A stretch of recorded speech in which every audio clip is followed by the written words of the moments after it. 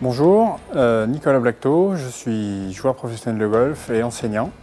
Et aujourd'hui, je vais tenter de vous présenter les différentes familles de clubs qu'on peut retrouver dans un sac de golf. On va retrouver 14 clubs, qui est la limite légale fixée par les règles. Donc dans un sac de golf, nous allons retrouver une première famille qu'on appelle les bois, une deuxième famille qu'on appelle les fers et une troisième famille qu'on appelle le putter. Dans un premier temps, je vais vous parler du bois. Donc le bois, c'est le club le plus long que vous allez retrouver dans le sac et le club le plus léger. Déjà deux facteurs qui vont me permettre de produire plus de vitesse et donc de la distance. Ce club, je vais l'utiliser sur le parcours en règle générale sur les mises en jeu. Et du fait de sa forme, ce club, je vais l'utiliser en surélevant la balle sur ce qu'on appelle un tee.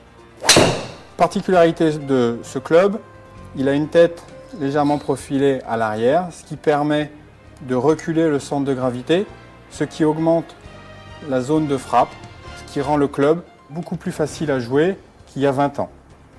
Donc avec ce club, le joueur va faire entre 180 pour les joueurs qui débutent et ensuite, par exemple pour Tiger Woods, 300 mètres. Ensuite, nous avons les fers. Donc vous allez retrouver dans les fers plusieurs clubs. Les fers vont du pitching wedge jusqu'au fer 2. Là, dans la main, j'ai un fer 7 qui est le club standard de milieu de gamme, de milieu de série. Donc pourquoi autant de fers par rapport aux différentes distances que vous allez pouvoir retrouver à jouer sur un parcours. Donc le pitching wedge, ou numéro 10, club le plus ouvert, 58 degrés d'ouverture. Et c'est ce club-là qui va avoir le manche le moins long. Donc une phase de club ouverte et un manche très court, ce club va me permettre plutôt de chercher de la précision que de la distance. Et plus on va monter dans la gamme, plus le manche va être long et plus la face de club va être fermée, ce qui va me permettre de faire plus ou moins de distance.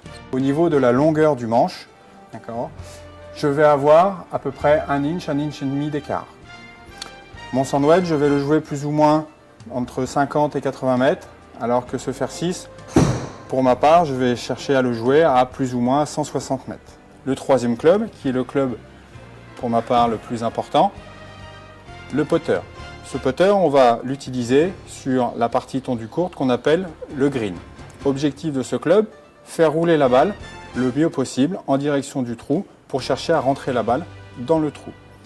Par rapport à un fer, ce club va avoir une inclinaison du manche par rapport à la tête de club beaucoup plus verticale pour chercher à faire un mouvement le plus possible de pendule linéaire, ce qui va me permettre de donner un minimum d'effet à la balle et de faire rouler cette balle le mieux possible en direction du trou.